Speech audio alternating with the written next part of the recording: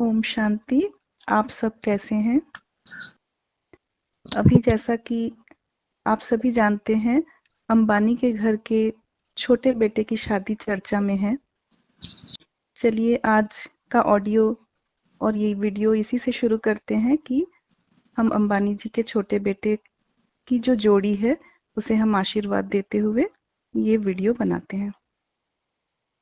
अभी यह शादी सबसे ज़्यादा चर्चा में है पूरे संसार में, क्योंकि यह माना जाता है कि यह शादी में सबसे ज़्यादा खर्च हुआ है। शादी के पहले जो नियम या कुछ गाना बजाना इस तरीके का जो कुछ भी होता है उस पे ही 100 करोड़ रुपए खर्च हो चुके हैं, ऐसा माना जाता है। पूरे भारत में से या फिर कह सकते हैं विश्व में से जितने भी राजनीतिक बड़े-बड़े कार्यकर्ता हैं उन लोगों को आमंत्रण किया गया था और यह शादी एक जंगल के करीब-करीब कह सकते हैं जंगल, उसके बीच में किया गया था। यह जंगल नीता अंबानी जी और उनके छोटे बेटे अनंत अंबानी के द्वारा बनाया गया है और यह स्थित है जामनगर, गुजरात में। और इस जंगल का नाम है वन तारा और यह 3000 एकड़ की जमीन पे बनाया गया है। वहाँ पे उस जंगल पे बहुत सारे जानवर हैं, जैसे कि हाथी, सियार इत्यादि।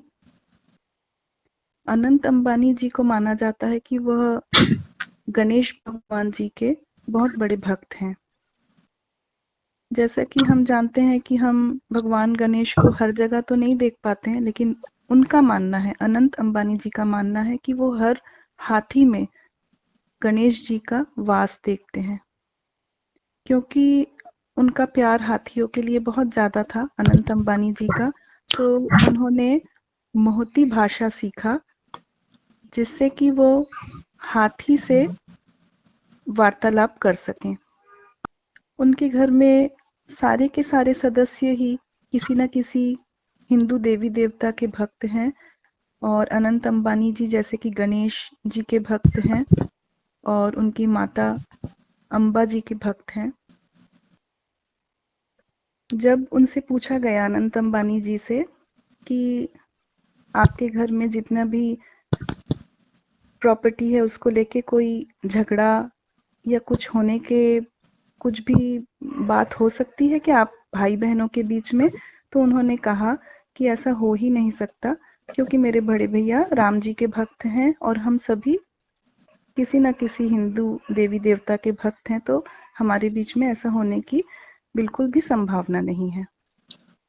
नीता अंबानी जी ने शादी के दौरान कहा कि वह अपने सबसे छोटे बेटे से प्यार करती हैं, हालांकि माँ तो सभी से करती हैं, पर उनके बारे में विशेषतः ये बताया कि उनके जो छोटे बेटे हैं वो बहुत दयालु किस्म के हैं। उन्होंने ये भी बताया कि उनके छोटे बेटे जो हैं वह बहुत ज़्यादा धार्मिक हैं, धार्मिक प्रवृत्ति के हैं और उन्हें जानवरों से बहुत प्रेम है। नीता अंबानी जी ने यह भी बताया कि वे बहुत खुश हैं कि उनकी बहू का नाम राधिका है, जो कि देवी देवता के नाम में से एक है। उन्होंने ये भी बताया कि हम सोच नहीं सकते कि श्री कृष्ण के शादी के बारे में विस्तारित सोचना या समझना यह संभव नहीं है। जैसा कि भारत में हम जानते हैं कि अंबानी जी सबसे रईसों में से एक हैं, तो पूरे संसार में श्री कृष्ण जी भी जब आएंगे तो वह भी इस संसार के सबसे पैसे वाले घर में से होंगे। यह समझ में नहीं आ रहा है कि इसे हम क्या कहें कि जिसे शादी के पहले जो एक सभा जैसे बनाया जाता है, माहौल बनाया जाता है गाने बजाने का और आपस में मेल जोल का, तो यह ठीक शिवरात्रि के समय पड़ता है। तो इसे क्या कहा जाए समझ में नहीं आता। शिव जयंती को हम जानते हैं कि यह भगवान शिव के जन्म का समय है। भगवान शिव का जन्म की तुलना हम किसी भी मनुष्य के जन्म से नहीं कर सकते, यह बिल्कुल अलग है।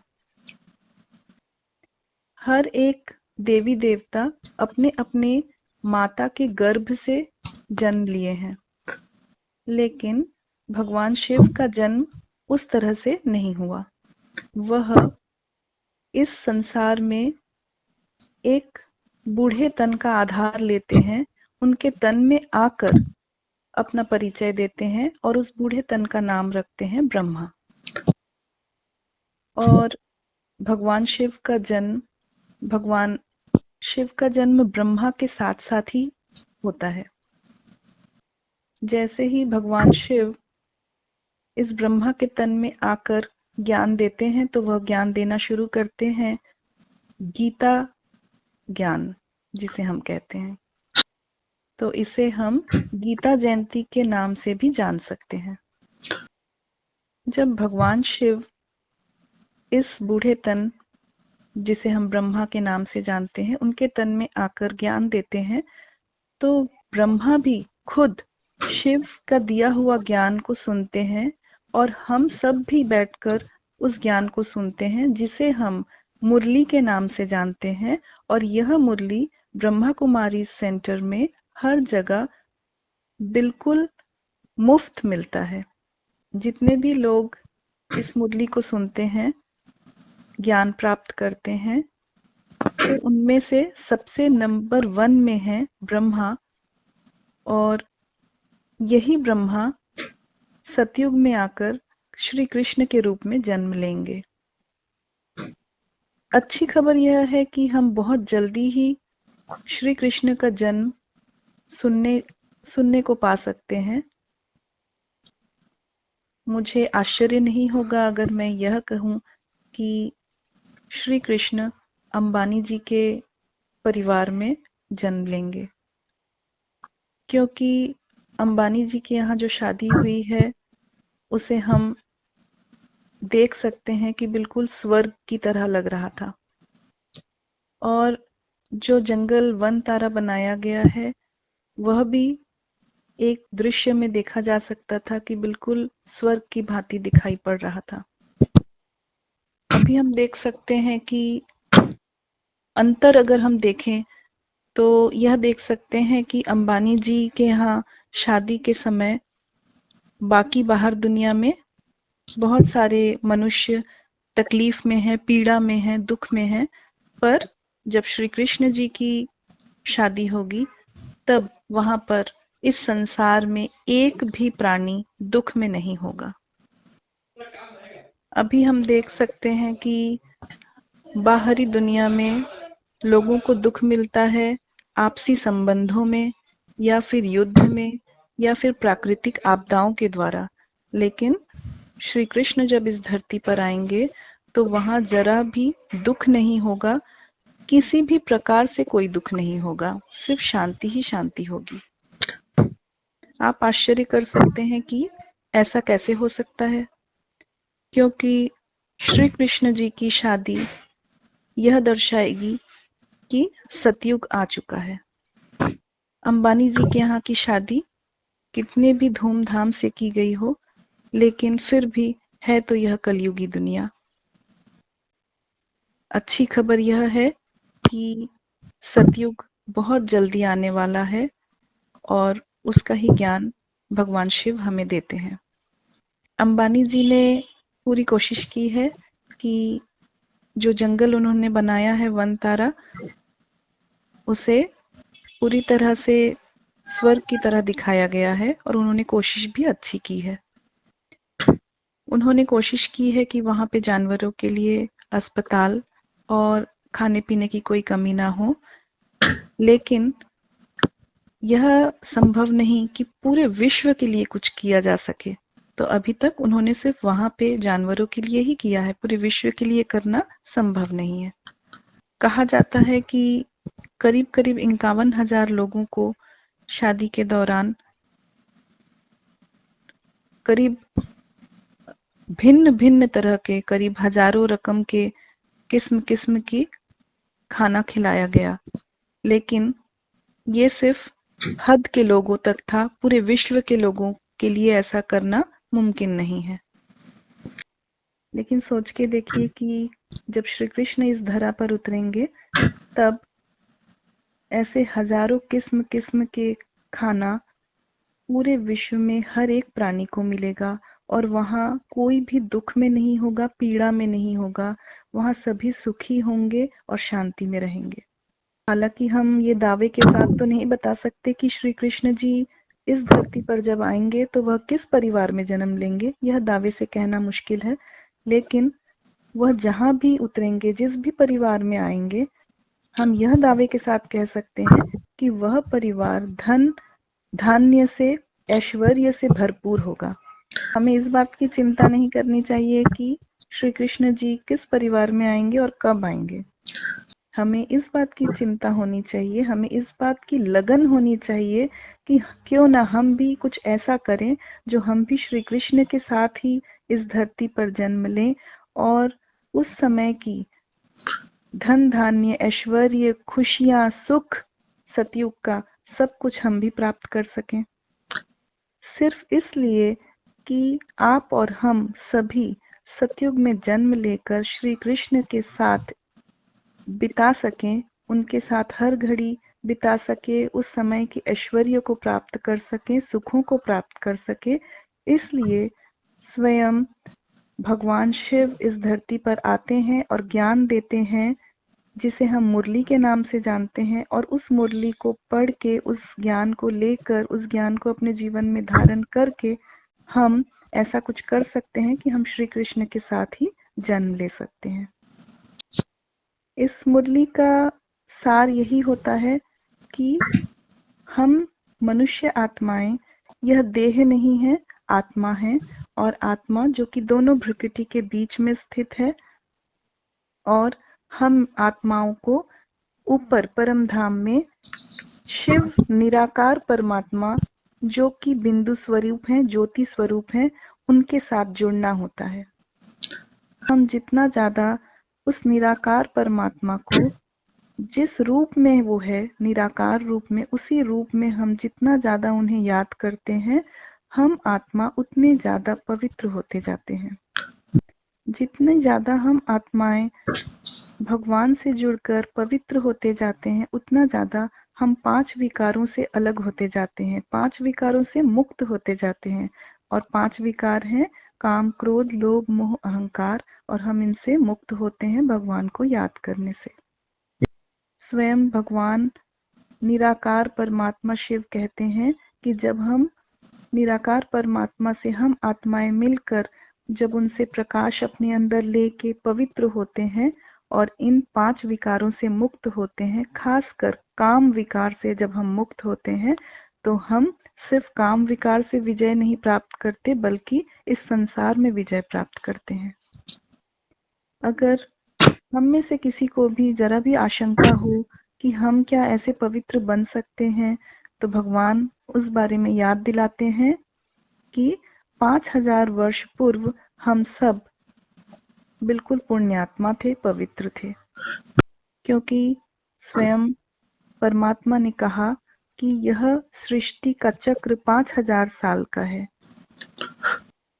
अब यह समय आ चुका है कि कलयुग अंत होकर अब सतयुग आने का समय आ गया है, जिसे हम स्वर्ग के नाम से भी जानते हैं। अब हमारा यह कर्तव्य है कि हम ज्यादा से ज्यादा समय अपने आप को आत्मा समझें और आत्मा के रूप में देखें, और अपने आप को आत्मा के रूप में देखकर परमात्मा को भी निराकार रूप में देखकर उनसे प्रकाश अपने अंदर लेके अपने आप को पवित्र करें। जब हम किसी से भी बातें करें, किसी के साथ भी संबंध संपर्क में आए, तो उनको भी आत्मा रूप में देखना जरूरी है, उनको शरीर रूप से नहीं देखना है। जब हम आत्म अभिमानी रूप में रहते हैं, अपने आप को आत्मा रूप में समझते हैं और सामने वाले को भी आत्मा रूप में देखते हैं, तो हम देह नहीं देखते और हम बुरे कर्म नहीं करते। आज अंबानी जी या किसी के यहाँ भी जो भी शादियां हो रही है, वह बड़े-बड़े वीआईपी लोगों के सामने हो रही होगी ज़रूर, लेकिन जब श्री कृष्ण जी की शादी होगी, तब वहाँ पे भीड़ होगी सारी देवी देवताओं की, जो कि संपूर्ण रूप से पवित्र होंगे। हम अंबानी जी के यहाँ शादी को बिल्कुल भी किसी के साथ जोड़ नहीं रहे हैं या उनके बारे में बिल्कुल भी गलत नहीं सोच रहे हैं, लेकिन कहने का तात्पर्य यही है कि कोई कितना भी पैसे वाला हो, आप उनकी शादी में जा सकते हैं, लेकिन श्री कृष्ण की शादी में सभी नहीं जा सकते हैं। वहां वही जा सकते हैं जो संपूर्ण रूप से अपने आप को परमात्मा से जोड़ के पवित्र करें। अगर हम अपने आप को पूरी तरह से पवित्र करें, भगवान के निराकार परमात्मा शिव से प्रकाश अपने अंदर लेके हम पवित्र कर लें, तो हम भी स्वर्ग में आ सकते हैं और श्री कृष्ण की शादी ही नहीं बल्कि श्री कृष्ण के साथ जीवन बिता सकते हैं। हम सबको यह सुनहरा अवसर नहीं मिल सकता शायद कि हम अंबानी जी के यहाँ शादी में जा सकें, लेकिन श्री कृष्ण की शादी में जाने के लिए सभी को ऐसा अवसर प्रदान करने के लिए ब्रह्मा कुमारीज की तरफ से सादर आमंत्रण है। और इस आमंत्रण को पाने के लिए सिर्फ 2 बातें ध्यान रखनी है कि अपने आप को आत्मा समझकर परमात्मा को, निराकार परमात्मा को याद करें और अपने आप को संपूर्ण पवित्र बनाएं। हम आप सबको बधाई देते हैं कि श्री कृष्ण जी की शादी में आने के लिए आप सबको पूर्व में ही बधाई देते हैं और आशा करते हैं कि हम सब बहुत जल्द ही स्वर्ग में या फिर सतयुग में एक साथ सभी मिलेंगे, जैसे कि 5000 साल पहले हम मिल चुके थे। अगर आपको जरा भी मन में संशय है कि क्या आप भी पवित्र हो सकते हैं या श्री कृष्ण के साथ समय बिता सकते हैं, तो यह संशय अपने मन से निकाल दीजिए, क्योंकि जो भी देवी देवता घराने के हैं, उनके पास इतना समय तो होगा, इतना धीरज तो होगा कि इस वीडियो को पूरा सुन के, समझ के, अपने जीवन में धारण करके हम सब सतयुग में आए। आप सभी का धन्यवाद इस वीडियो को देखने के लिए, और इस वीडियो को सब्सक्राइब करें ताकि आप ज़्यादा से ज़्यादा इसी तरह के वीडियो देख सकें। धन्यवाद। ओम शांति।